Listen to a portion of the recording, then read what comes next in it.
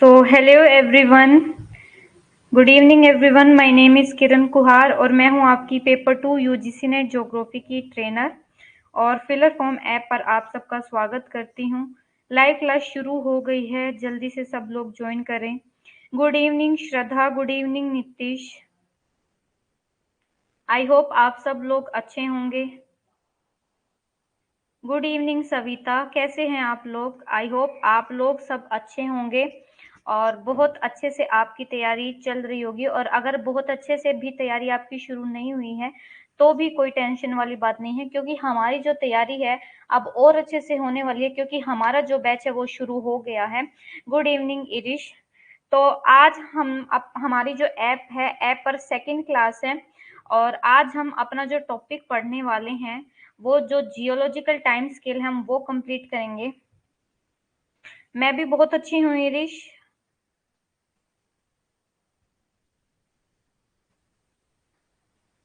I am very good Savita, मैं बहुत अच्छी हूँ, मैं बहुत ठीक हूँ और आप सब भी अच्छे होंगे और अच्छे से आपकी पढ़ाई चल रही होगी। और अब हम जो अपना टॉपिक है वो शुरू करते हैं। बिना टाइम वेस्ट किए हम अपना जो टॉपिक है आज का वो शुरू करेंगे।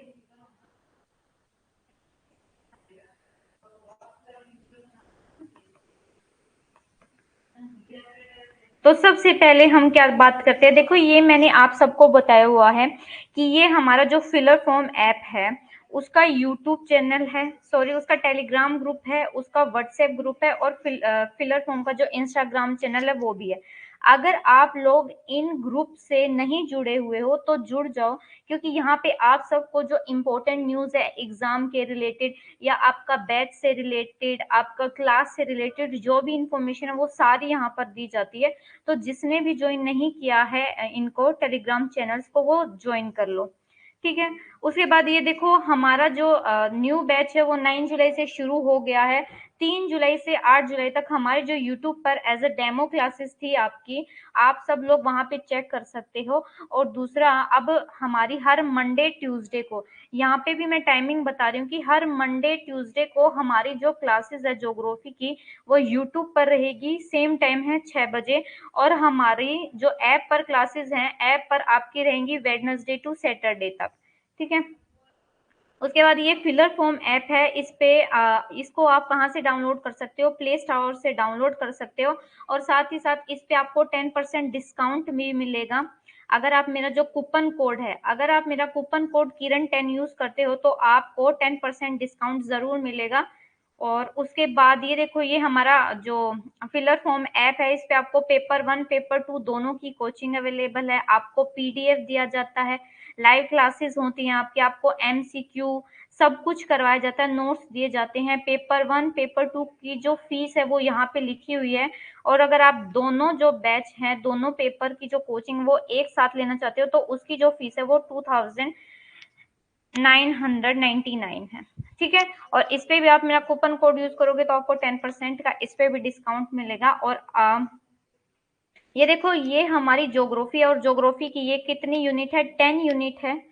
और इन 10 यूनिट में से अब की बार मैंने आपको बताया कि जैसे पिछली बार हमारा ज्योग्राफी ऑफ जो सेम था वो थोड़ा सा छोटा था, तो अब की बार हम क्या करेंगे, जो हमारी बड़ी बड़ी यूनिट्स हैं उनको पहले करेंगे, जैसे जियोमॉर्फोलॉजी, क्लाइमेटोलॉजी, ओशनोग्राफी, और उसके बाद हम करेंगे geography of India, geography of environment और ज्योग्राफिकल टेक्निक। उसके बाद जो यूनिट रह जाएंगी ये छोटी छोटी यूनिट है, हम इनको बाद में कवर कर लेंगे। बट क्योंकि जो पहले हमारी ये इतनी बड़ी यूनिट्स हैं इनको कवर करेंगे। ये हमारा जियोमॉर्फोलॉजी का सिलेबस है और जो हमारी प्रीवियस क्लास है ना उसमें मैंने जियोमॉर्फोलॉजी का सारा ओवरव्यू दिया था। और इस बार भी हमारा जो एग्जाम में क्वेश्चन आए हैं वो इन्हीं टॉपिक से आए हैं, इस टॉपिक से बाहर क्वेश्चन नहीं आते हैं। जितना आपको मैटर दिया जाता है वो सफिशिएंट है, इससे बाहर पढ़ने की जरूरत नहीं है, कोई बुक उठाने की जरूरत नहीं है। बस अब की बार जो हमारा जो पैटर्न है वो मैंने थोड़ा सा चेंज कर दिया है। तो अब जैसे पिछली क्लास में हमने जियोलॉजिकल टाइम पीरियड के बारे में मैंने आपको ओवरव्यू दे दिया था। अगर किसी ने वो क्लास नहीं देखी तो अपनी लाइव क्लासेस में जाके वो क्लास देख लो। आपकी जो रिकॉर्डेड क्लास है, रिकॉर्ड क्लास में आपको वो वीडियो मिल जाएगी। तो पिछली क्लास में हमने क्या पढ़ लिया था, सारा ओवरव्यू चार्ट पढ़ लिया था। अब हम सबसे पहले पढ़ेंगे प्री कैम्ब्रियन पीरियड क्या होता है। तो देखो जो प्री कैम्ब्रियन टाइम है, ये हम क्या पढ़ रहे हैं, जियोलॉजिकल टाइम, यानी कि पूरा जो अर्थ है ना, उस पूरे अर्थ की हिस्ट्री पे, माउंटेन कब बने, रिवर कब शुरू हुई, आपके सी कैसे बने हैं, इन सब को क्या है, इनकी स्टडी करके जोग्राफर्स ने, साइंटिस्ट ने रॉक्स की स्टडी करके और उनको टाइम पीरियड के अकॉर्डिंग डिवाइड कर दिया कि जो माउंटेन है वो 1920 में बने और आपके रिवर इतने ईयर एगो बने। तो ये आपको आपको पढ़ाया जाएगा कि कौन से पीरियड में क्या चीजें बने, और ये आपके लिए इम्पोर्टेंट टॉपिक है क्योंकि आपके एग्जाम में पूछा जाता है कि कौन से एरा में कौन सा पीरियड आता है, आपको मैच द फॉलोइंग जो है वो दे दिए जाते हैं।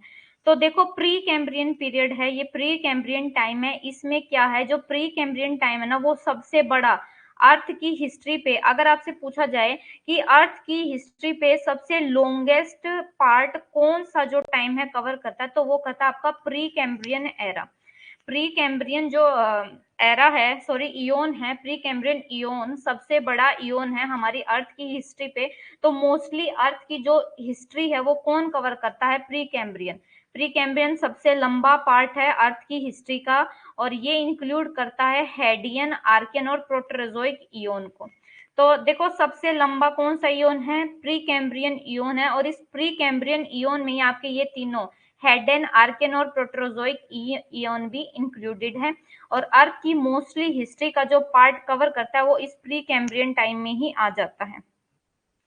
देखो ये है आपका pre Cambrian. Pre Cambrian period में आपका कौन सा आता है, हेडेन, आर्कियन और प्रोटेरोजोइक।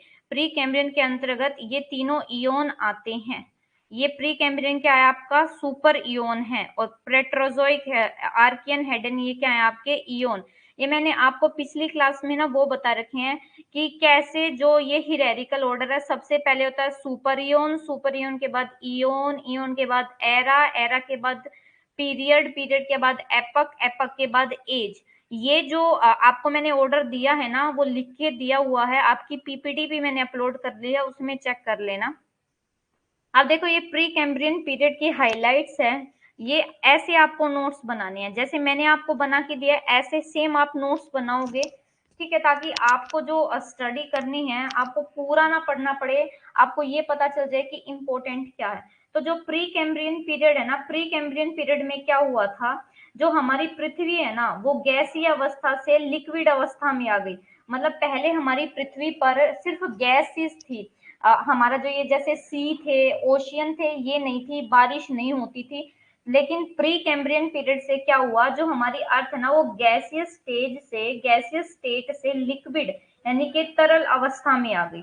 दूसरा, इस पीरियड में, प्री कैम्ब्रियन पीरियड में जो आपके रिवर हैं और सी हैं, यानी कि आपकी नदियां, आपके समुद्र, इनका क्या हो गया था, ये भी बनने लगे थे, इनकी फॉर्मेशन हो गई थी। और देखो ये कहते हैं कि जो वार्म क्लाइमेट है ना, यानी कि जो गर्म आपकी जलवायु थी, वो क्यों टूट गई, ग्लेशियल पीरियड आ गई बीच में। ग्लेशियल पीरियड क्या हो गए, जैसे आपके बर्फ गिर जाती है, एक आपकी सदी होगी जिसमें आपकी बर्फ गिर गई और बहुत सारे जो है आपके ग्लेशियर बन गए। तो इन ग्लेशियर की वजह से ही जो गर्म जलवायु है वो टूट गई, वो खत्म होगी। और प्री कैम्ब्रियन पीरियड में सिर्फ आपके जो मेराइन ग्रासेस थी, यानी कि समुद्र में घास थी, और कहीं पे भी आपका कोई भी ग्रासेस नहीं थी। और लैंड एरिया जो ना वो क्या था, उसमें कोई एनिमल नहीं था, land areas were devoid of animals. जो आपका लैंड पार्ट है उस पे अभी तक कोई भी एनिमल का ओरिजिन नहीं हुआ था, कोई भी एनिमल का बर्थ नहीं हुआ था। प्री कैम्ब्रियन पीरियड में आपको ये 5 बातें याद रखनी है।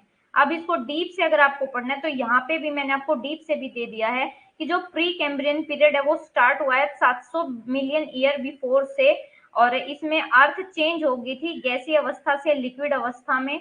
और क्या, और इसमें क्या हुआ, जो हमारी सोलिड आउटर क्रस्ट है, सोलिड आउटर क्रस्ट यानी कि जो हमारी पृथ्वी की बाहरी जो पपड़ी है ना, जो क्रस्ट है वो फॉर्म हो गई थी। फॉर्म कैसे हुई, इस स्टेज में क्या हुआ कि जो आपका मैग्मा है ना, मैग्मा, अगर एक बात याद रखना, अगर आपका जो ये मैग्मा है जब ये धरती के अंदर होता है ना, धरती के अंदर ही ये जमता है तो इसको बोलते हैं मैग्मा। लेकिन जब ये मैग्मा बाहर आ जाता है ना हमारे धरातल पर, हमें भी दिखाई देने लगता है, तब इसका नाम पड़ जाता है लावा।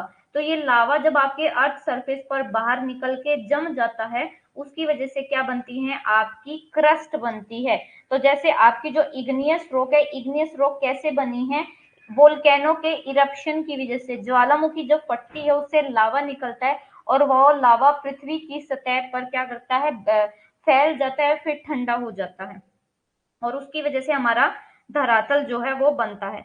उसके बाद ये कहता है कि उसके बाद जो आपका इम्पोर्टेंट है वो आपके लिखा हुआ है कि इस जो पीरियड है, इस पीरियड में आपकी जो रिवर है, नदियां हैं, सी है, इनका ओरिजिन हुआ, वाटर वेपर शुरू हो गई, वाटर वेपर यानी कि आपके जलवाष्प शुरू हो गए, आपकी जो बारिश है, प्रेसिपिटेशन, वो भी शुरू हो गई थी। तो ये हिंदी में मैंने लिख रखा है, जो प्री कैम्ब्रियन काल है वो 700 मिलियन वर्ष ईसा पूर्व शुरू हो गया था, और पृथ्वी जो है गैसीय से परिवर्तित हो गई थी तरल अवस्था में, और जो ठोस भारी परत है उसका निर्माण हो गया था, किसके, तरल जो पदार्थ है उसके ठंडा होने और उसके जमने से हमारी जो पृथ्वी की जो क्रस्ट है वो बन गई थी। और इस चरण के बाद क्या हुआ था, पृथ्वी के चारों ओर एटमोस्फेयर का निर्माण हो गया था। पहले हमारा एटमोस्फेयर क्या था, अनऑक्सीजनिक, यानी कि ऑक्सीजन नहीं थी, लेकिन इस पीरियड में क्या हुआ, हमारे एटमोस्फेयर का भी निर्माण हो गया। उसके बाद हमारी जो पृथ्वी है वो लगातार ठंडी होगी, और वो उसका जो सिकुड़ना है, कॉन्ट्रैक्शन, यानी कि सिकुड़ती गई। और क्या हुआ, जो आपके जलवाष्प है, जलवाष्प क्या होते हैं, देखो जलवाष्प कब बनते हैं, जैसे ये हमारा कोई लिक्विड चीज है, ये पानी है, पानी से जलवाष्प कब बनेगा, जब इस पे टेम्परेचर पड़ेगा, इंसोलेशन पड़ेगा, और इस इंसोलेशन की वजह से पानी के ऊपर की सतह गर्म होगी, और यहाँ से क्या, पानी भाप बनकर ऊपर उठेगा, और इस प्रोसेस को क्या बोलते हैं, इवेपोरेशन। तो इवेपोरेशन जब प्रोसेस होता है तो हमारा क्या होते हैं, जलवाष्प बनते हैं। फिर संघनन यानी कि हमारी प्रेसिपिटेशन की प्रक्रिया शुरू हो जाती है, और इस पीरियड में हमारी नदी और समुद्रों का निर्माण हुआ है। गुड इवनिंग शगुफ्ता। उसके बाद क्या कहते हैं, the sequence of warm climate was broken. ये मैंने आपको बता दिया कि जो आपकी गर्म ये जलवायु थी, गर्म जलवायु का जो सीक्वेंस है, लगातार 50 साल तक आपकी जो गर्म जलवायु है वो पृथ्वी पर चलती आ रही थी। लेकिन अब इस गर्म जलवायु के पीरियड को किसने खत्म किया, इस गर्म जलवायु के पीरियड को खत्म किया है आपके ग्लेशियल पीरियड ने। यानी कि ग्लेशियल पीरियड का मतलब है जब बर्फ गिरने लगी, ग्लेशियल पीरियड का होता है बर्फ गिरने की वजह से जो गर्म जलवायु है, वार्म क्लाइमेट है, वो पृथ्वी से खत्म हो गई। अब पृथ्वी पर वार्म क्लाइमेट, पृथ्वी ने वार्म क्लाइमेट को भी सहन किया, ग्लेशियल पीरियड यानी कि आपकी ठंडी जलवायु को भी जो पृथ्वी है उसने क्या किया, एक्सपीरियंस किया। और इसमें सिर्फ देखो मेराइन ग्रासेस वर इवोल्ड, सिर्फ कौन सी ग्रासेस थी, यानी कि सिर्फ समुद्र में आपके जो घासें थी, समुद्र में घासें उगती थी, और जो वार्म सी था, गरम गरम पानी था। लेकिन जो एनिमल थे ना, वो एनिमल सिर्फ कहाँ तक थे, कोई भी लैंड पार्ट पर, धरातल पर आपका क्या था, धरातल पर आपका कोई भी एनिमल का जन्म नहीं हुआ था। तो ये है आपका प्री कैम्ब्रियन पीरियड। अगर प्री कैम्ब्रियन पीरियड किसी को समझ में नहीं आया तो वो पूछ लो, कोई भी डाउट है। देखो जो प्री कैम्ब्रियन पीरियड था ना, उसमें देखो ये हमारी अर्थ है, देख लो प्री कैम्ब्रियन पीरियड में हमारा ये पेनथालासा, पूरे अर्थ जो ये धरातल का भाग जो एक साथ जुड़ा हुआ था, इसको क्या बोलते थे हम, पेंजिया। और जो ये आउटर ये पानी वाला जो ब्लू ब्लू सा दिख रहा है, इसको क्या बोला जाता है, पेंथालासा। आपको मैंने, अगर यूट्यूब पे किसी ने मेरी क्लास अटेंड की है वेगनर की थ्योरी की, तो उसमें मैंने बताया है पेंजिया और पेंथालासा के बारे में। पेंजिया क्या होता है, पेंजिया होता है सारे जो लैंड मास है, जितना भी आपका पूरी पृथ्वी पर भूभाग है, वो सारा एक साथ जुड़ा हुआ था, और उसको सारे को मिला के बोला गया था पेंजिया। और इस पेंजिया के चारों ओर, चारों तरफ ये जो पानी सराउंड कर रहा था, इसको क्या नाम दिया गया, पेंथालासा। ठीक है, तो यहां तक अगर किसी को भी कोई भी डाउट है तो वो पूछ सकता है।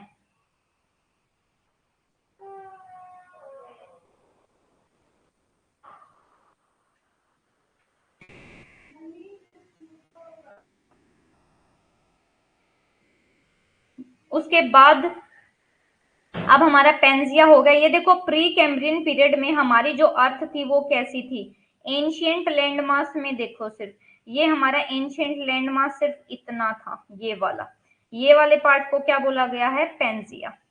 ठीक है, अब आगे है हमारा कैम्ब्रियन पीरियड। देखो ये जो आप प्री कैम्ब्रियन पीरियड पढ़ रहे थे, प्री कैम्ब्रियन क्या था, आपका इयोन था। अब हम पढ़ रहे हैं प्री कैम्ब्रियन, आपका क्या था, एरा था। अब हम पढ़ रहे हैं कैम्ब्रियन पीरियड। कैम्ब्रियन पीरियड क्या होता है, कैम्ब्रियन पीरियड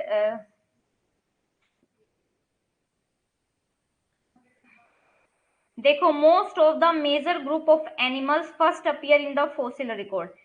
ये मत समझना यहाँ पे कि ये क्या लिखा हुआ है, ये लिखा हुआ है कि आपको जो आपके जो ये एनिमल्स थे ना, एनिमल के फॉसिल कौन से पीरियड में मिले हैं अर्थ पे।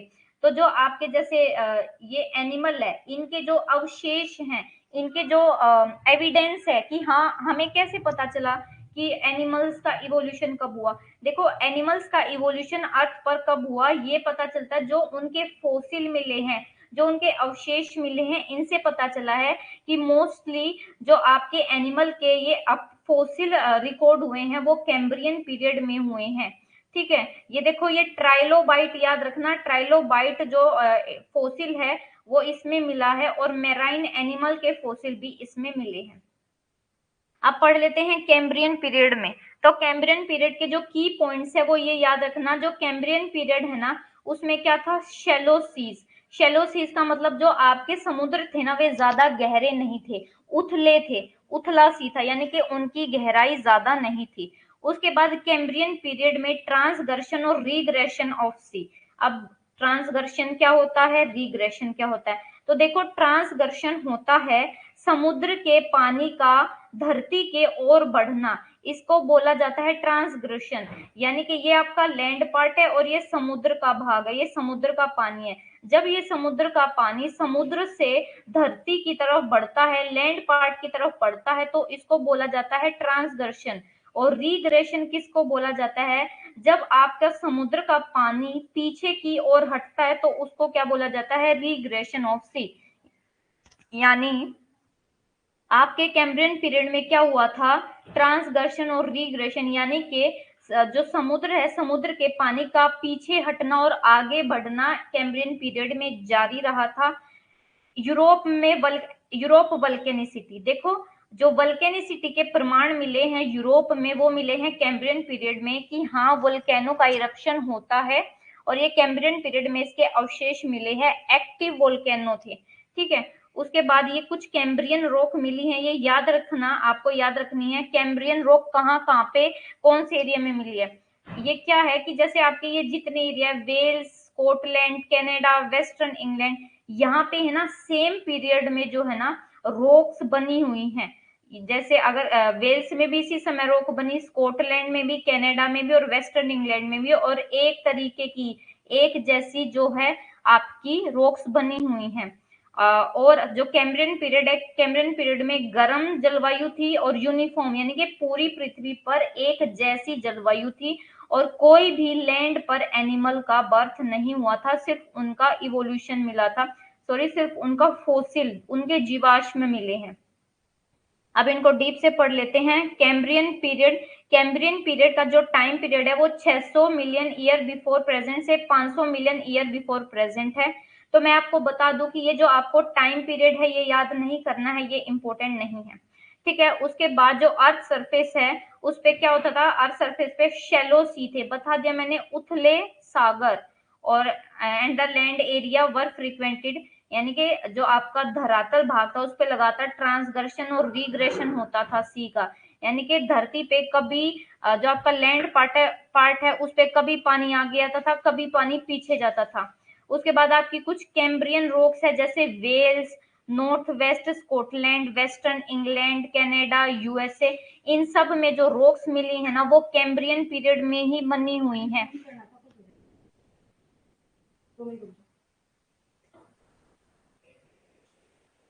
ठीक है, तो इसमें जो रॉक्स बनी हुई है वो कौन से पीरियड में बनी हुई है, वो इसी पीरियड में बनी हुई है। उसके बाद जो यूरोप है, यूरोप में क्या हुई, इस टाइम पीरियड में यूरोप में वल्केनिसिटी शुरू हो गई।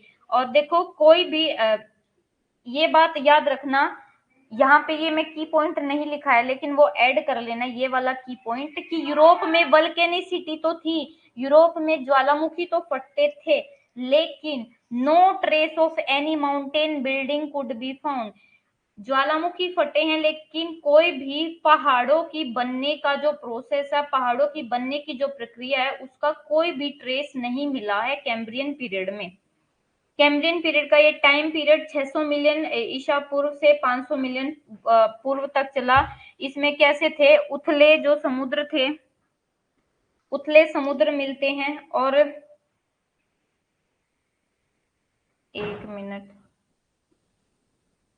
इसमें क्या है, आपके उथले समुद्र यानी कि जिनकी गहराई कम है।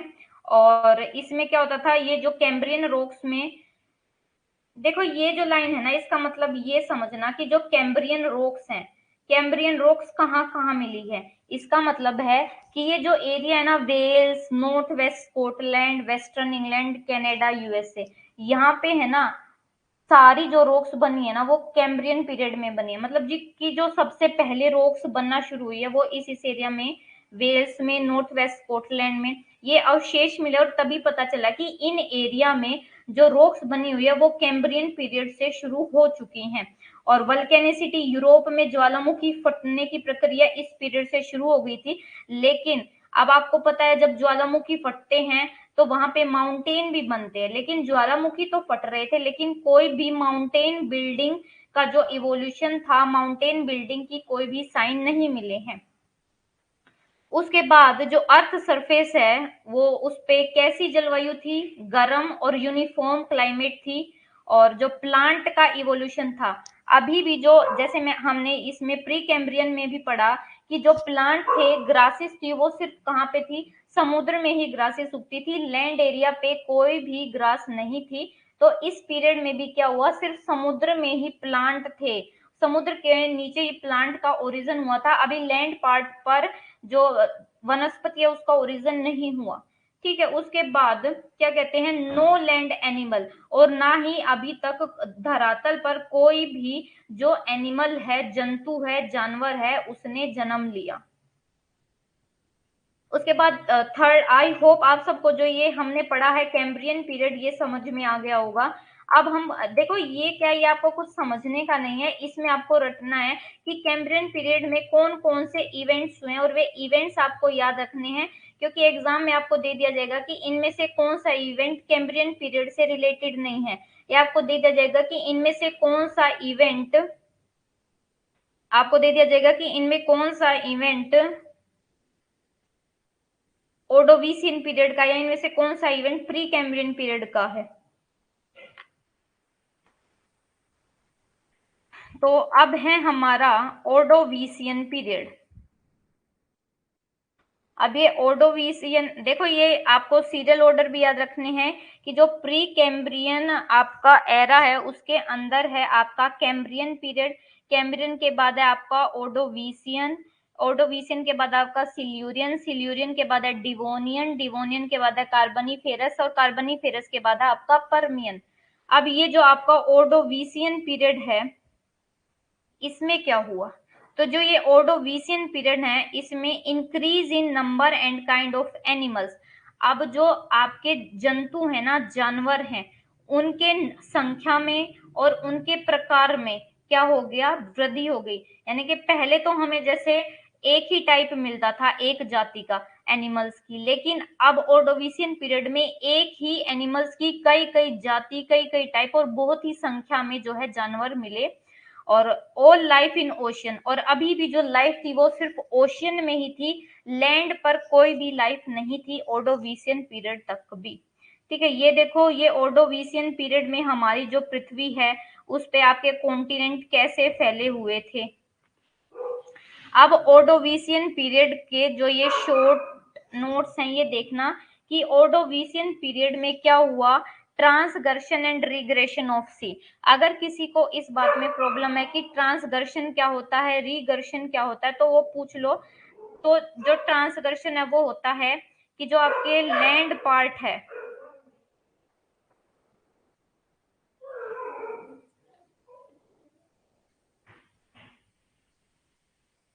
एक मिनट,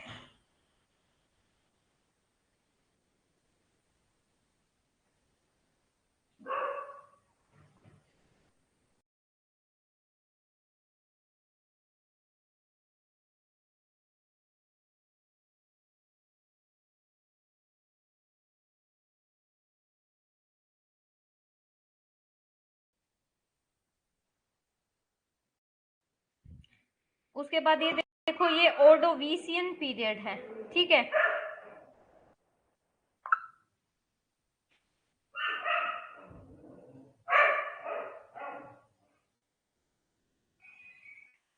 इस ऑर्डोविशियन पीरियड में क्या हुआ, ओडोविशियन पीरियड के की इवेंट्स ये हैं कि ओडोविशियन पीरियड में भी जो आपके समुद्र के पानी का आगे बढ़ना और समुद्र के पानी का पीछे हटना जारी रहा। और जो शी है, जो जैसे पिछले कैम्ब्रियन पीरियड में हमने ये बताया था, जो समुद्र है वो क्या है, शैलो, यानी कि उथले हैं, ज्यादा गहरे नहीं है। लेकिन ओडोविशियन पीरियड में ये हो गया कि अब जो वे उथले सागर थे ना, वो क्या हो गए, वो भी सूख गए, ठीक है। अब देखो, आपसे पूछा जा सकता है कि कौन से पीरियड में, कौन से जियोलॉजिकल पीरियड में माउंटेन बिल्डिंग की शुरुआत हुई, यानी कि पहाड़ों के बनने की प्रक्रिया शुरू हुई। तो वो शुरू हुई आपके ओडोविशियन पीरियड में। और इस पीरियड में क्या थी, एक्टिव वल्केनिसिटी। अब पिछले का कंपैरिजन करके बताऊं तो उसमें याद रखना, तो आपके जो कैम्ब्रियन पीरियड था, कैम्ब्रियन पीरियड में था कि जो वोल्केनो थी, वल्केनिसिटी थी, ज्वालामुखी थी, वो तो एक्टिव थे लेकिन माउंटेन बिल्डिंग नहीं थी। अब ओर्डोविशियन पीरियड में क्या था, वोल्केनो भी एक्टिव हैं, सारे वोल्केनो, ज्वालामुखी हर जगह फट रहे हैं, और साथ ही साथ इस पीरियड से जो पहाड़ों के बनने की प्रक्रिया है वो भी शुरू हो गई, इनिटेशन ऑफ माउंटेन बिल्डिंग। अब ये डीप से पढ़ते हैं कि जो ओर्डोविशियन पीरियड है वो 500 मिलियन ईयर एगो से 440 मिलियन ईयर बिफोर प्रेजेंट तक रहा है। और the transgressional and regressional phase of sea continue, यानी कि समुद्र का के पानी का आगे बढ़ना और पीछे हटना इसमें जारी रहा। और जो शैलो सी है, यानी कि आपके जो उथले जो समुद्र है वो भी अब क्या हो गए, सूख गए। किस लिए सूख गए, क्योंकि अब ये जो उथले सी थे ना, कोई बात नहीं काजल, लेट हो गए तो आपकी जितनी क्लास मिस हो गई आप उसको रिकॉर्डेड क्लास में देख लेना। बाकी अभी मैं ओर्डोविशियन पीरियड से शुरू हुई हूँ, यहाँ से आप समझ सकते हो, ठीक है। तो ओर्डोविशियन पीरियड में मैं ये बता रही थी कि जो आपके उथले सागर थे ना वो क्या हो गए, उथले सागर भी अब सूख गए। सूखे किस वजह से, क्योंकि इन सागरों में क्या हुआ, आपकी जो डिपो सैंड है, रेत है, मिट्टी है, मड है, वो इनमें डिपॉजिट हो गया, जिसकी वजह से इनका जो पानी है वो इस रेत ने, मड ने ले लिया और वो क्या हो गए, सूख गए। और ऑर्डोविशियन रॉक कहाँ कहाँ मिलती हैं, आपके नॉर्थ वेस्ट यूरोप में और नॉर्थ अमेरिका में इनके अवशेष मिलते हैं, ठीक है। तो इस पीरियड में क्या था, माउंटेन बिल्डिंग की शुरुआत हुई। और मेराइन एरिया, यानी कि जो समुद्री भाग थे वो किससे अफेक्ट थे, ज्वालामुखी से, यानी कि वहां पे समुद्र में ज्वालामुखी फट रहे थे। और पूरे अर्थ पे जो क्लाइमेट थी वो कैसी थी, वार्म थी, एक जैसी थी। उसके बाद वेजिटेशन और जो एनिमल थे, यानी कि जो वनस्पति और आपके जानवर थे, वो अभी भी सी में ही थे। जो अभी लैंड पार्ट पर किसी भी स्पीसीज का या वनस्पति का ओरिजिन नहीं हुआ था। तो ये हमारा हो गया, हमने तीन पीरियड पढ़े हैं। Pre Cambrian period, pre Cambrian के बाद पढ़ा है कैम्ब्रियन, कैम्ब्रियन के बाद पढ़ा है ओर्डोविशियन। अब ओर्डोविशियन के बाद है आपका सिल्यूरियन पीरियड। इस सिल्यूरियन पीरियड में क्या हुआ,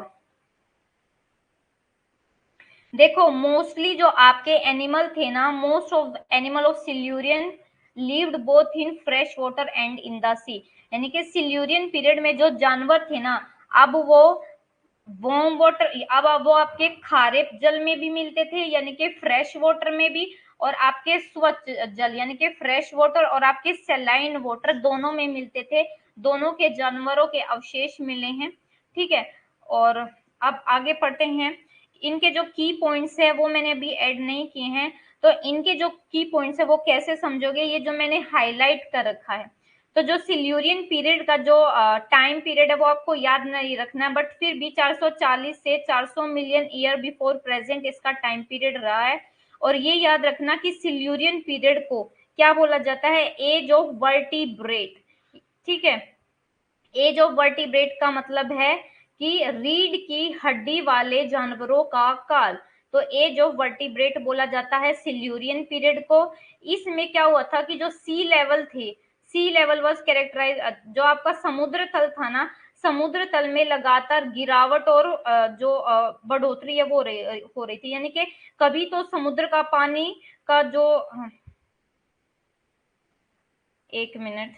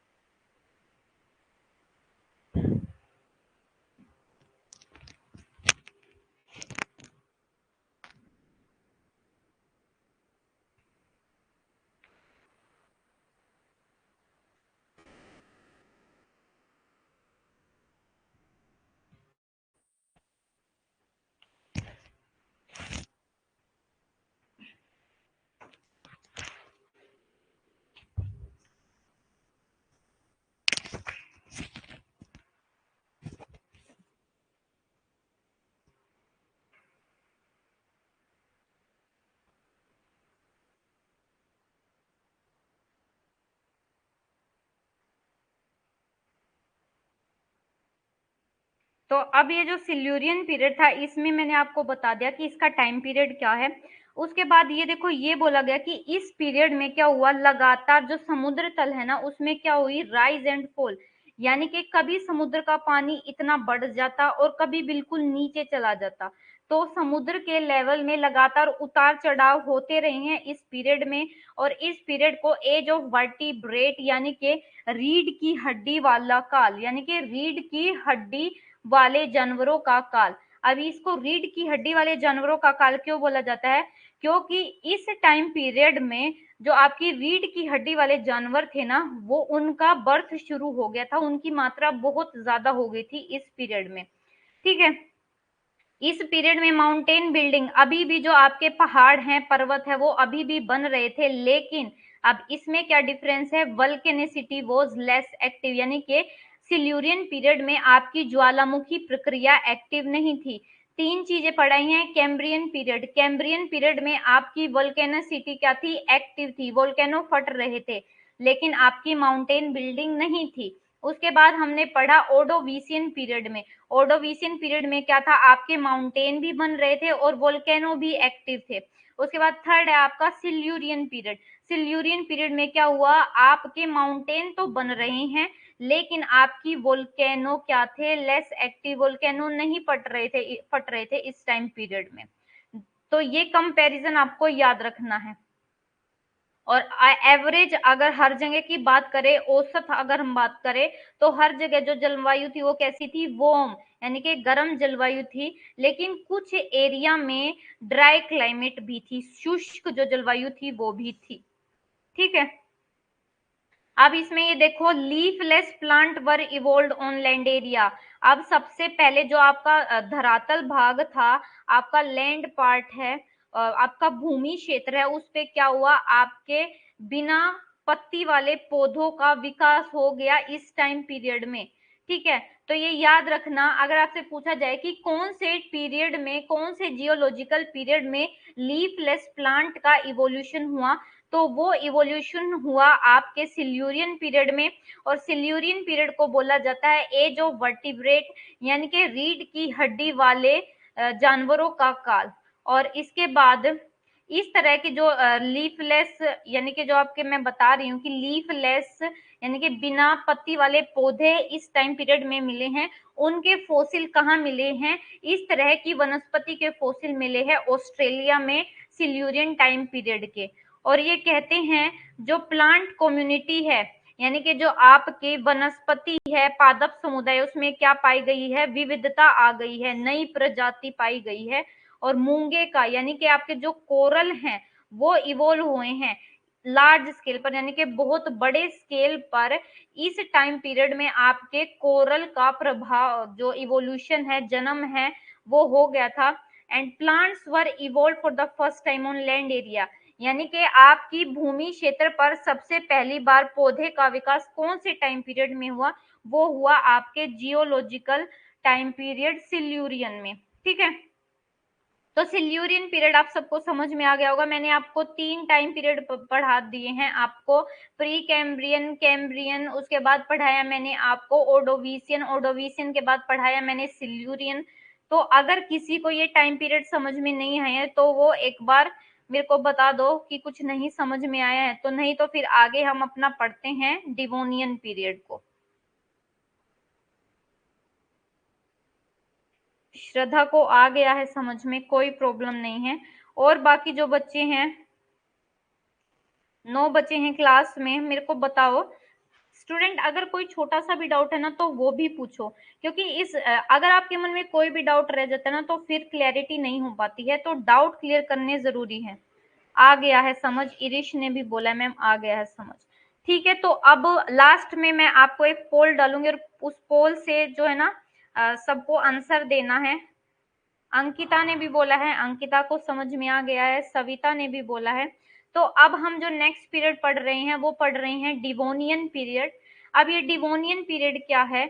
देखो, डिवोनियन पीरियड को बोला जाता है known as the age of fish, यानी कि मछलियों का काल। कौन से पीरियड को मछलियों का काल बोला जाता है? तो वो बोला जाता है डिवोनियन पीरियड। ये जो मैं आपको बता रही हूँ ना, जैसे सिल्यूरियन पीरियड को बोला जाता है एज ऑफ वर्टिब्रेट, यानी कि रीढ़ की हड्डी वाले जानवरों का काल। कौन से काल को बोला जाता है? सिल्यूरियन पीरियड को। और आपकी मछलियों का काल किसके कौन से पीरियड को बोला जाता है? डिवोनियन पीरियड को। तो ये याद रखने हैं, ये आपसे पूछे जाएंगे, ठीक है। Known as age of fish. उसके बाद इस पे जो क्लाइमेट थी वो कैसी थी? वार्म, यानी कि हर जगह क्लाइमेट इस पीरियड में कैसी थी? गर्म जलवायु थी। और plant first had roots and leave. अब इस डिवोनियन पीरियड में क्या हुआ कि पहली बार जो पौधे हैं उन पे पत्ते भी आ गई, उनकी रूट्स भी आ गई। जैसे सिल्यूरियन पीरियड में हमने ये पढ़ा कि धरती पर सबसे पहले प्लांट्स तो आ गए लेकिन उनकी पत्तियां नहीं थी। अब डिवोनियन पीरियड में प्लांट्स उगे भी, पत्तियां भी थी, ग्रासेस भी थी। तो इवोल्यूशन अगर एग्जैक्ट इवोल्यूशन माने लीव्स का और पौधों का तो वो हुआ है आपके डिवोनियन का। लेकिन फर्स्ट टाइम पूछा है कि प्लांट का सबसे पहले इवोल्यूशन कौन से टाइम पीरियड में हुआ, तो वो बोलोगे सिल्यूरियन में। अब ये देखो, डिवोनियन पीरियड को एज ऑफ फिश क्यों बोला जाता है? क्योंकि जो आपकी जो फिश थी ना, मछली थी, मछली की बहुत सारी जो प्रजातियां हैं उसका इस पीरियड में इवोल्यूशन हुआ है, उनके फोसिल से हमें ये पता चला है। अब डिवोनियन पीरियड कंटिन्यू कब से? 400 से 350 मिलियन ईयर बिफोर प्रेजेंट इनका टाइम है। ये याद बिल्कुल नहीं रखना, एग्जाम में नहीं पूछा जाता है, ठीक है। इसमें क्या हुआ? Increase in land and decrease in marine area. ये कह रहे हैं कि जो आपका धरातल वाला भाग है, भूमि क्षेत्र है, वो तो बढ़ गया, लेकिन जो आपका समुद्री भाग है उसके एरिया में क्या आई? कमी आई। और mountain building and vulcanicity were more active. अब फिर से डिवोनियन पीरियड में क्या हुआ? पर्वत बनने लगे और साथ ही साथ जो वोल्केनो इनएक्टिव हो गया था, लेस एक्टिव हो गया था सिल्यूरियन पीरियड में, अब फिर से जो ज्वालामुखी है वो इस पीरियड में फटने लगे, ठीक है। The newly formed mountains were subjected to.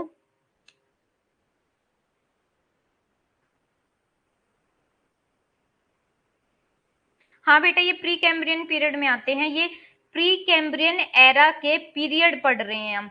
Pre Cambrian era में है ना हमारे जो 6 पीरियड आते हैं। सबसे पहला है कैम्ब्रियन, कैम्ब्रियन के बाद ओर्डोविशियन, ओर्डोविशियन के बाद सिल्यूरियन, सिल्यूरियन के बाद डिवोनियन, डिवोनियन के बाद कार्बोनिफेरस और कार्बोनिफेरस के बाद आता है पर्मियन।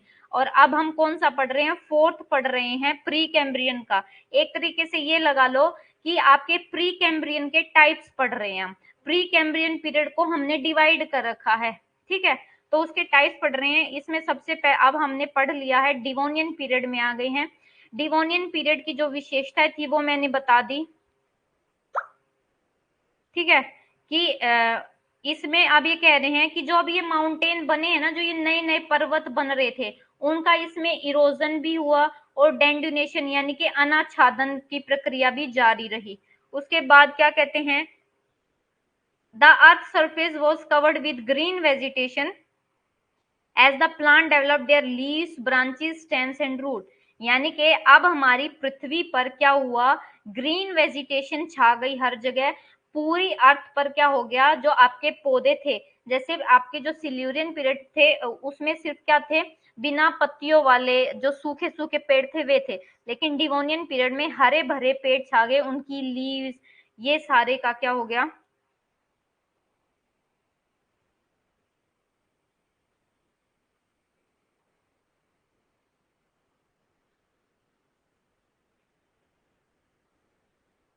ठीक है,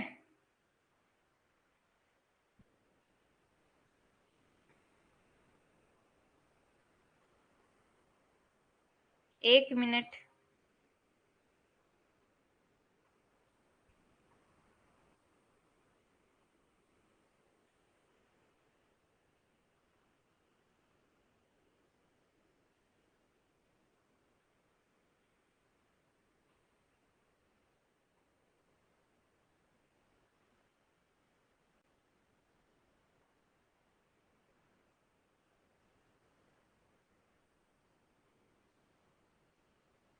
कंफ्यूज मत हो श्रद्धा, अभी बताती हूँ हम क्या पढ़ रहे हैं।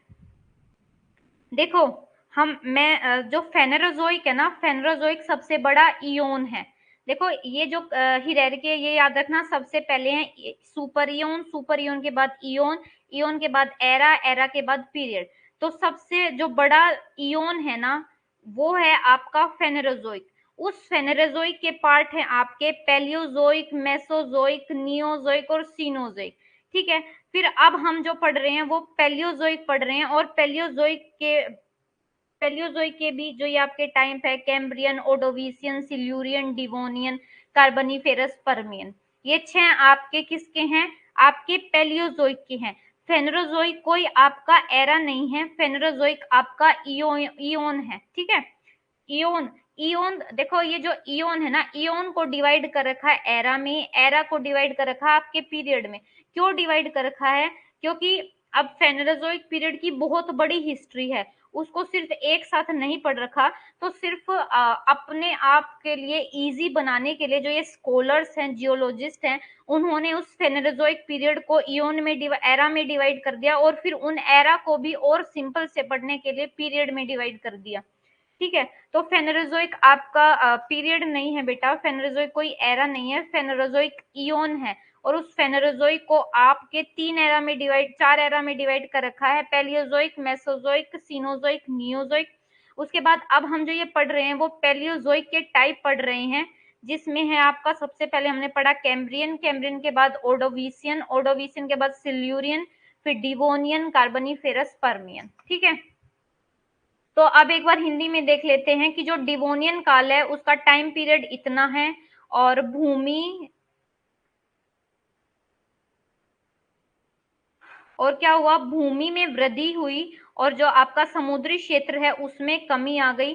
पर्वत निर्माण यानी कि पर्वत बने, ज्वालामुखी भी लगातार चलता रहा पृथ्वी पर, और पहाड़ों का अनाच्छादन का सामना करना पड़ा। जो आपके कंकड़, रेत और ये सब क्या हुआ, इसमें बदल गए आपके पहाड़। ठीक है, आपकी जो वनस्पति है, वनस्पति छा गई हमारे इस पीरियड में पृथ्वी की सतह पर। अब इसको क्या बोलते हैं कि जो मेराइन वर्टिब्रेट, वर्टिब्रेट का मतलब है रीढ़ की हड्डी वाले, यानी कि समुद्र में रहने वाले रीढ़ की हड्डी वाले जानवर फिर से शुरू हो गए, फिर से उनका इवोल्यूशन, उद्भव हुआ समुद्र में। और इस पीरियड में क्या हुआ, evolution of large number of species of fish, यानी कि इस पीरियड में जो आपकी मछली थी ना, मछली की बहुत सारी प्रजाति, बहुत सारी स्पीसीज का ओरिजिन हुआ इस पीरियड में। इसलिए इस पीरियड को क्या बोला जाता है, एज ऑफ फिश। और amphibians were evolve toward the end of this period, यानी कि इस पीरियड के एंड में जो आपके एम्फीबियन, एम्फीबियन क्या होते हैं, एम्फीबियन होते हैं जो आपके दोनों, यानी कि पानी में भी रहते हैं और स्थल भाग पर, लैंड पार्ट पर भी रहते हैं, तो वो होते हैं आपके एम्फीबियंस। एम्फीबियंस में आपका हो गया जैसे क्रोकोडाइल, आपका एम्फीबियन है, वो वाटर में भी रहता है, पानी में भी रहता है और लैंड पर भी रहता है वो। उसके बाद आपका जैसे टर्टल है, टर्टल भी आपका दोनों जगह रहता है। ठीक है, तो ये देखो ये आपके लिए जो इम्पोर्टेंट है वो मैंने हाईलाइट कर दिए हैं, सिर्फ वही आपके की पॉइंट्स है कि जो समुद्री रीढ़ की हड्डी वाले जंतु जो हैं फिर से विकसित हुए, और मछली की बड़ी संख्या में जो प्रजातियों का विकास है उसकी विशेषता देखने को मिली। उभयचरों यानी कि एम्फीबियंस का विकास हुआ। अब ये देखो, ये है आपका, अब हम नेक्स्ट जो टाइम पीरियड पढ़ रहे हैं वो है आपका कार्बनीफेरस पीरियड। अब कार्बनीफेरस पीरियड में याद रखना, जैसे जब हम आप यूट्यूब पर वैगनर की थ्योरी देखना, उस पर मैंने कराया है कि जो वैगनर है ना, वैगनर ने आपकी जो ड्रिफ्ट थ्योरी दी है, ड्रिफ्ट का मतलब उन्होंने क्या बताया अपनी थ्योरी में कि ये जो आपकी प्लेट है, ये जो आपके कॉन्टिनेंट है, महाद्वीप है, ये जो ड्रिफ्ट कर रहे हैं यानी कि जो बह रहे हैं, इसके रिगार्डिंग उन्होंने अपनी थ्योरी दी। और उस थ्योरी को उन्होंने कहाँ से शुरू किया? कार्बनीफेरस पीरियड से।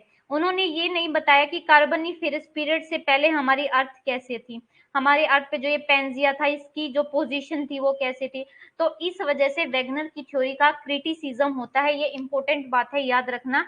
तो ये देख लो, कार्बनीफेरस पीरियड में ये जो सारा लैंड मास एक साथ इकट्ठा जुड़ा हुआ था, तो इस एक साथ इकट्ठे जुड़े हुए लैंड मास को वैगनर ने क्या बोला है आपका? वैगनर ने बोला है पेंजिया, इसको नाम दे दिया है। और चारों तरफ इस पेंजिया के जो पानी घिरा हुआ है, पानी है, इसका नाम दिया गया है पेंथालासा। और आज जो ये पैसिफिक ओशियन है, इस पेंथालासा का जो बचा हुआ भाग है वो पैसिफिक ओशियन है। ठीक है, तो अब पढ़ रहे हैं हम कार्बनीफेरस पीरियड। कार्बनीफेरस पीरियड को बोलते हैं एज ऑफ एम्फीबियंस, यानी कि उभयचरों का काल। कौन से पीरियड को बोला जाता है? कार्बनीफेरस पीरियड को बोला जाता है। इसमें 350 से 270 मिलियन ईयर बिफोर तक इसका जो है टाइम पीरियड है। और इसमें देखो न्यूमरस स्मॉल एंड शैलो सी, यानी कि पूरे पृथ्वी पर बहुत छोटे छोटे और कम गहराई वाले जो समुद्र थे उनका ओरिजिन हो गया। और इसमें क्या कहते हैं, most of area of Europe और साथ साथ रशिया का क्या हो गया, बहुत सारा जो पार्ट है ना यूरोप का और रशिया का सबमर्ज यानी कि पानी में समा गया।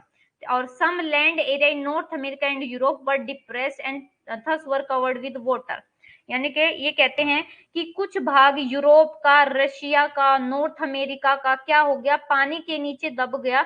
और पानी के नीचे दब जाने की वजह से, सबमर्ज हो जाने की वजह से, धंसने की वजह से, लैंड पार्ट के धंसने की वजह से पानी के नीचे स्वेम्स, यानी कि स्वयं को, ये जो लेक्स वगैरह है, इनका जो है जन्म हुआ है। उसके बाद ये सबसे इंपॉर्टेंट बात है, जो हमारे नॉर्दर्न हेमिस्फीयर, दक्षिणी गोलार्ध में जो कोयला बना है वो किस पीरियड में बना है? वो आपके कार्बनीफेरस पीरियड में बना है। जैसे आपका गोंडवाना कोल है, तो वो गोंडवाना कोल जो है आपका किस पीरियड में बना है? आपके कार्बनीफेरस पीरियड में बना है। मोस्टली जो आपके उत्तरी गोलार्ध में जो कोयले का फॉर्मेशन यानी कि कोयला जो बना है वो कौन से पीरियड में बना है? कार्बनीफेरस पीरियड में। ये आपसे पूछा जा सकता है, याद रखना। कार्बनीफेरस पीरियड को उभयचरों की अवधि भी बोला जाता है। इसका जो काल है वो 350 मिलियन से 270 मिलियन वर्ष तक फैला है। ठीक है, और पृथ्वी की सतह पर जो है बहुत छोटे छोटे और जो है उथले समुद्र बन गए थे इस टाइम पीरियड में।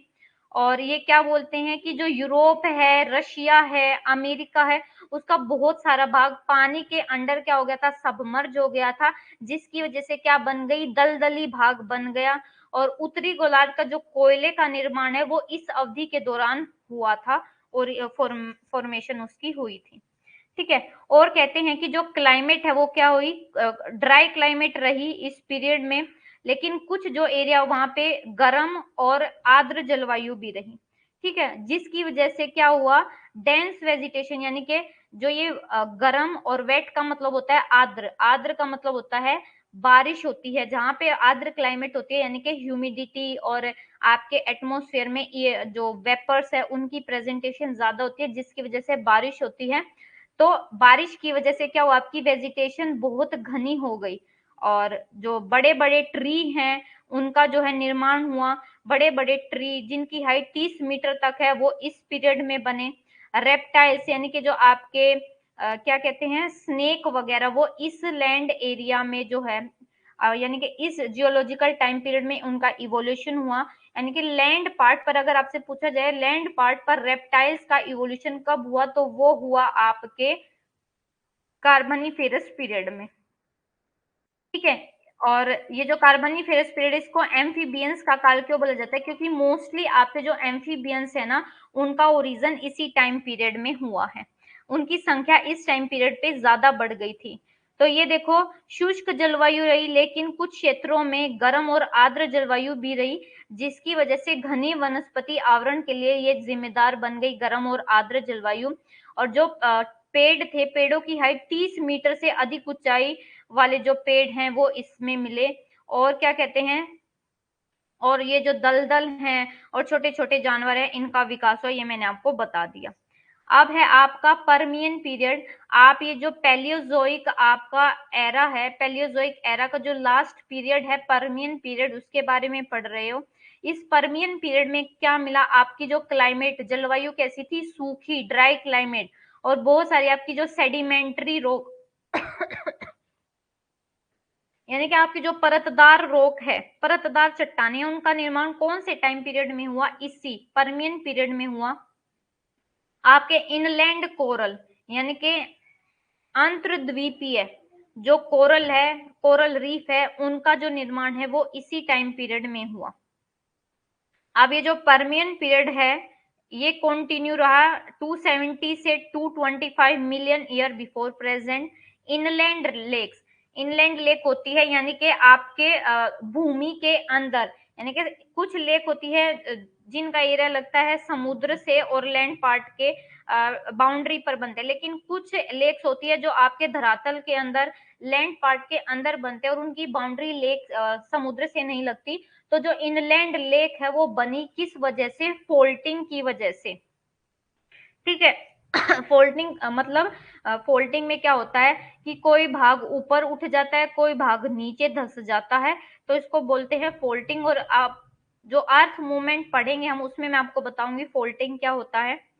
और जो ये लेक बनी है इसमें पोटाश के रिजर्व, पोटाशियम जो होता है उसके रिजर्व मिले हैं पूरे वर्ल्ड में। और इस जो टाइम पीरियड है परमियन पीरियड, इसमें आपकी टेक्टोनिक जो मूवमेंट है यूरोप में हुई, एशिया में और नॉर्थ अमेरिका में। जैसे नॉर्थ अमेरिका में अपलेशियन माउंटेन है वो बने हैं, वहां पे क्या हुआ है, इस टेक्टोनिक एक्टिविटी की वजह से क्या हुआ, हाई माउंटेन बने। अब टेक्टोनिक एक्टिविटी क्या होता है, ये देखो जो आपकी प्लेट है ना, अर्थ पे प्लेट है और उन प्लेट पर आपके कॉन्टिनेंट हैं, और वे प्लेट क्या कर रही है, मूव कर रही हैं। जब दो प्लेट एक दूसरे से टकरा जाती हैं तो उनको क्या बोलते हैं, कन्वर्जेंट प्लेट। एक भारी प्लेट नीचे धस जाती है, हल्की प्लेट ऊपर उठ जाती है, तो इसकी वजह से क्या बनते हैं, आपके न्यू फोल्डेड माउंटेन यानी कि वलित पर्वत बनते हैं। ठीक है, तो इस वजह से प्लेट टेक्टोनिक की वजह से क्या होता है, माउंटेन बनते हैं, ये याद रखना। ये परमियन काल का मैंने बता दिया कि झीलें बने हैं, और झीलों से जब वाष्पीकरण इवेपोरेशन हो गया तो उसमें पोटाशियम के भंडार मिले हैं। अंतर्देशीय झील बनी है किसकी वजह से, आपके फोल्टिंग की एक्टिविटी की वजह से बने हैं। और ये कहते हैं कि जो सदर्न हेमिस्फीयर है, दक्षिणी गोलार्ध का मोस्टली जो पार्ट है वो किसके इन्फ्लुएंस में रहा, इस टाइम पीरियड में, परमियन पीरियड में मोस्टली जो दक्षिणी गोलार्ध है ना उसमें क्या चला, हिमयुग, यानी कि पूरे दक्षिणी गोलार्ध में बर्फ पड़ रही थी, और पूरा दक्षिणी गोलार्ध किससे कवर था, आपकी बर्फ से कवर था। ठीक है, एवरग्रीन ट्रीज, एवरग्रीन ट्रीज कौन से होते हैं, जो कभी भी अपनी पत्तियां नहीं गिराते। Evergreen trees continue to decrease, यानी कि एवरग्रीन की संख्या जो है इस टाइम पीरियड में घट गई। और जो डेसिडियस ट्रीज यानी कि पतझड़ वन, जो इन पतझड़ वनों को मानसूनी वन भी कहते हैं, वो क्या हो गए, which could resist dry weather and frost were evolve. In deciduous period का जो है इवोल्यूशन हुआ। ठीक है, तो अब जो है हमारा ये पैलियोजोइक पीरियड है ये कंप्लीट हो गया है। अब पैलियोजोइक पीरियड के बाद आता है आपका मेसोजोइक। इस मेसोजोइक के अंतर्गत आता है आपका ट्रियासिक पीरियड।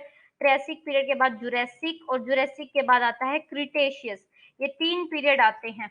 तो आपका जो सबसे पहले है ये ट्रियासिक पीरियड। इस ट्रियासिक पीरियड को बोला जाता है एज ऑफ रेप्टाइल, यानी कि आपके सरीसृपों का काल बोला जाता है इस ट्रियासिक पीरियड को। इसका टाइम पीरियड नहीं याद रखना है आपको।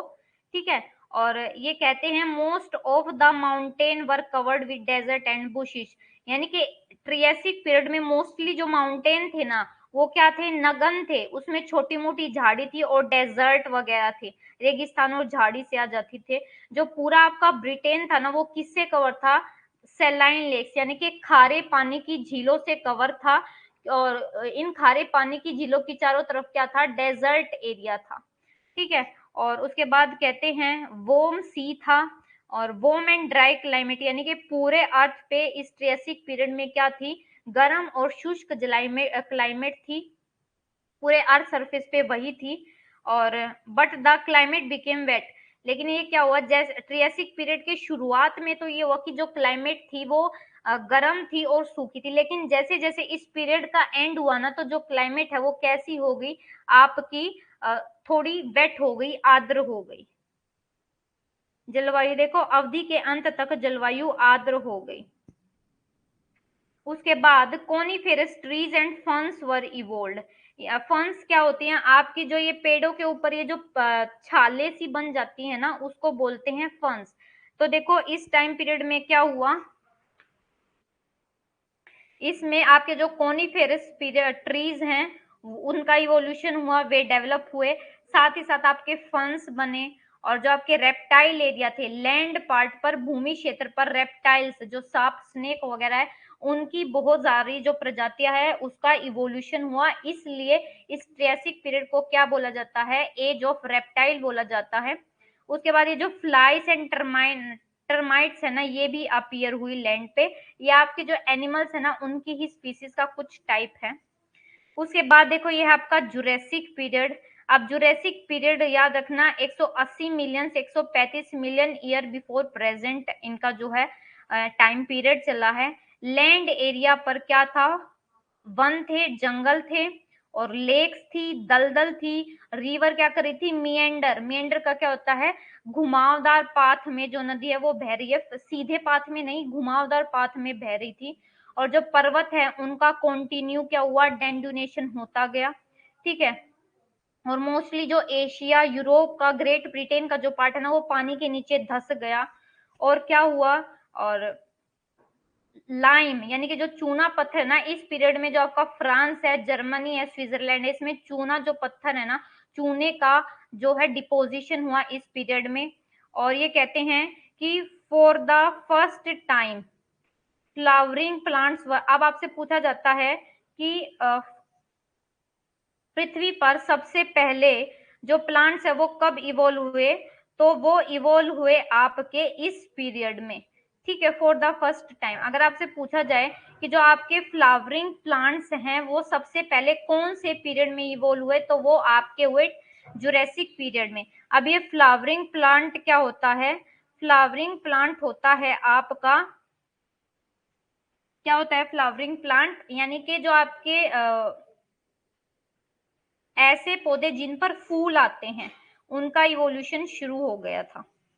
ठीक है, उसके बाद है आपका क्रिटेशियस पीरियड। एक मिनट, एक मिनट।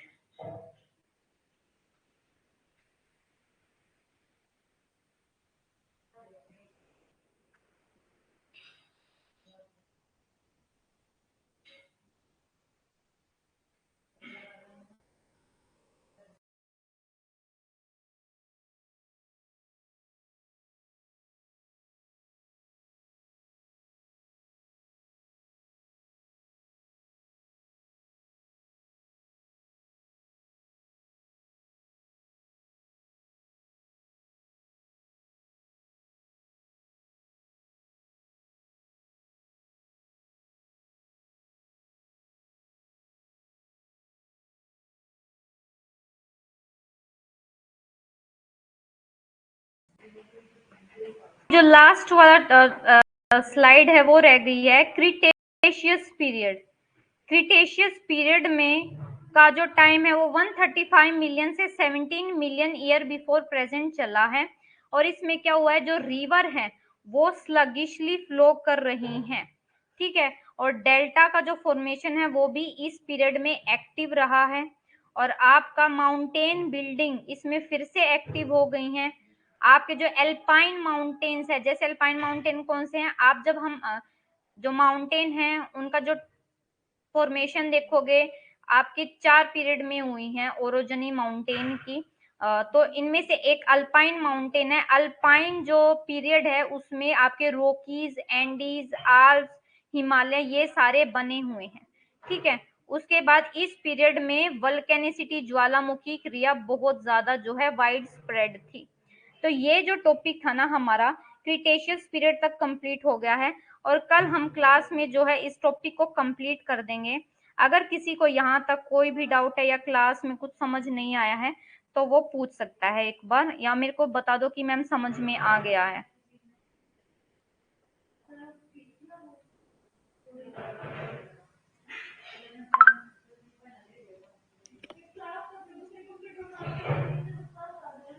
जल्दी बताओ कि जो आपको समझ में आ गया है।